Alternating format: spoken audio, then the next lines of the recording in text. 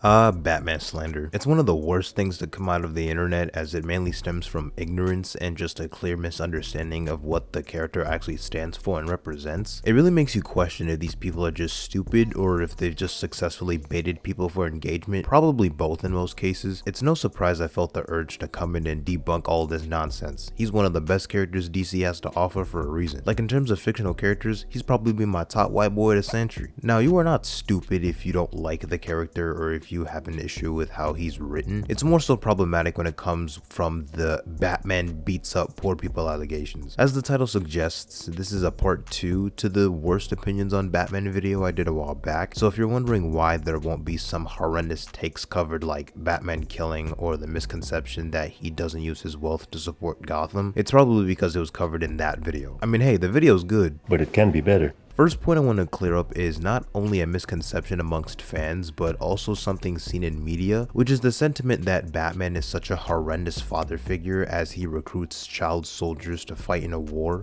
I'm nothing like your Batman. I don't recruit children to fight in a war. That Batman is a fool. I'll tell you what he wasn't.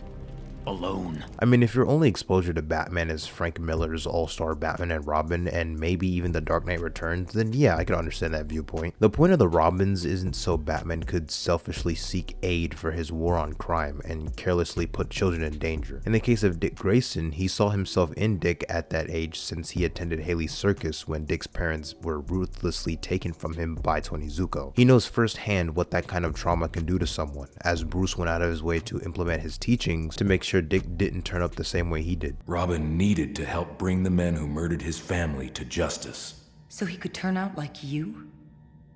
So that he wouldn't. Nightwing is the personification of Batman's greatest success and is the golden boy of the Batfamily, capable of moving on from his past trauma and becoming more of a hopeful hero and working with others. These characters aren't child soldiers he recruits like a military general or something. They're his kids. Tim Drake is not one of his countless child soldiers, he's his son. He takes on these children to help them. Jason was a troubled kid out here in the streets trying to take apart wheels from the Batmobile. Jason's mother was dead and his father was in prison for life, but Batman sought out the chance to actually help him. After the death of Jason Todd, Bruce was hellbent on not wanting to recruit another Robin, but for some reason, some people think he had no morals and just decided to recruit Tim Drake right after the death of Jason, like it didn't scar him mentally. Brother, Tim Drake sought out Batman and Nightwing. He kind of just inserted himself into becoming a Robin. Tim at a young age realized how unhinged and rash Batman was becoming since Jason's death at the hands of the Joker. It took a significant mental toll on him. Tim initially sought out Nightwing to convince him to become Robin again, as he noted that Batman needed a Robin to sort of keep him in check. But after Batman and Nightwing were kidnapped by Two-Face, Tim wore the old Robin costume and saved them, saying how Batman needs a Robin no matter what Batman thinks. Tim had to go to great lengths to prove himself as a worthy partner to Batman, getting the proper training and being the best detective out of the Robins. After the death of his mother and father, Bruce ended up legally adopting Tim Drake as his son, to ensure he had the security he felt Tim Drake deserved and had a proper home at Wayne Manor. His desire in wanting to help some of these troubled kids obviously isn't limited to the likes of the 3 Robins I just mentioned. He served as a father figure to Cassandra Cain, who had only been taught how to kill and knew body language as her only means of communication. She didn't know how to read or speak properly. Then there's his biological son, Damian Wayne, who was raised by the League of Assassins. You can see his character growth as he learns to become less violent, work well with others, implement his father's no-kill rule, and become an actual hero. So with all that in mind, imagine my frustration when you have certain adaptations that make Bruce an absolute psycho, like in the Titans show, where he immediately starts looking for new recruits after the death of Jason Todd. Like, it wasn't even a whole week after Jason's death and bro was already hunting. Who are these kids? Who are they? Potential recruits. How can you even think this is a good idea? Turn them into a sidearm? A weapon? Fuck them up in the head, or even worse, get them killed like Jason? Oh my gosh! Have we still learned nothing? This also kind of relates to the point people like to bring up about how Batman is just really mean or he isn't caring enough about others in the slightest.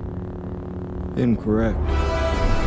I mean, hey, tell me you don't understand Batman without telling me you don't understand Batman. I don't see how someone even remotely familiar with the character could come to this conclusion, despite the fact that there are so many iterations that show his compassion and willingness to help others. It's literally his prime motivation for becoming Batman in the first place. It's not like he donned the cape and cowl solely for revenge against Joe Chill. Everybody's seen that moment from Justice League Unlimited where he comforts Ace before she dies. They'd strap me into their machines and poke wires into my brain. Ace, can you move this object with your mind? I got cheated out of my childhood. I know what that's like. I read your mind. That's how I knew you weren't going to use Mrs. Waller's weapon on me.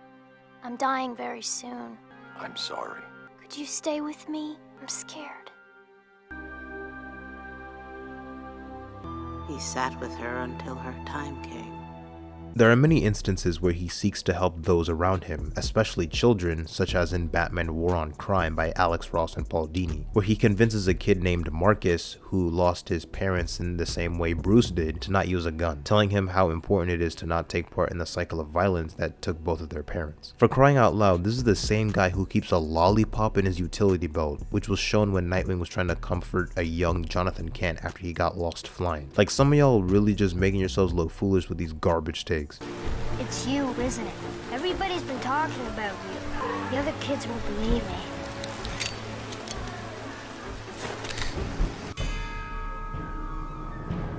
No! Stay away! Back off, you're scaring the boy. Well, I try not to brag, but... Have you finished your homework yet? Right. New look? A sidekick?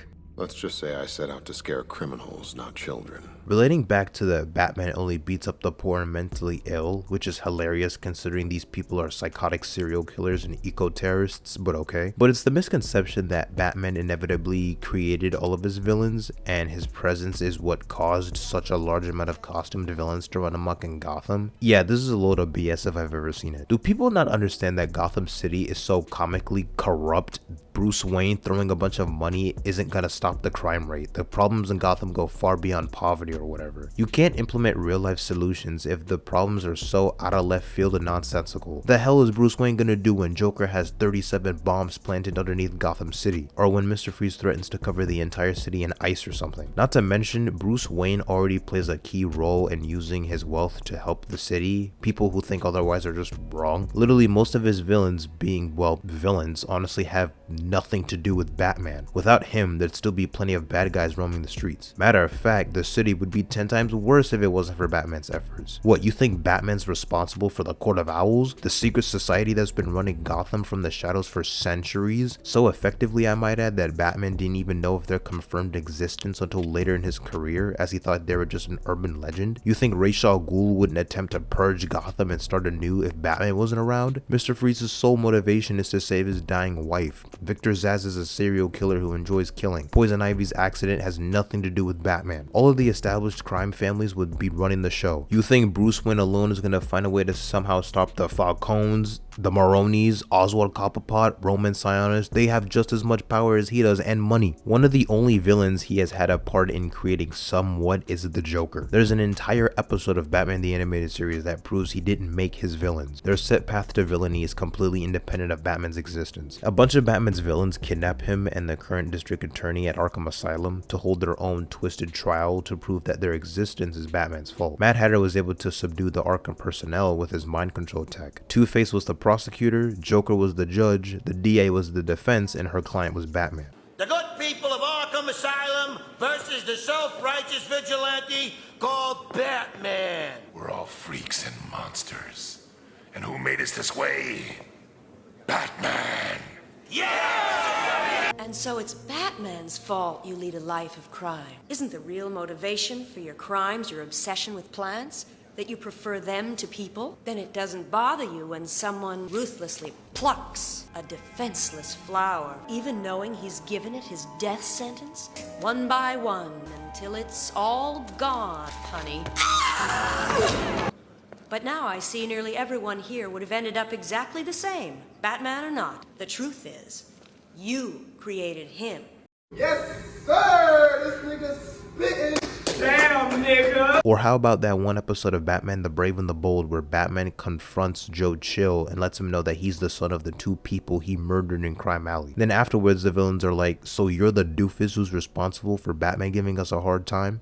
Way back, I whacked the guy for a job, and now that guy's son is Batman. You're saying we owe Batman's existence to you? So it's your fault Batman's always on our backs. Wait!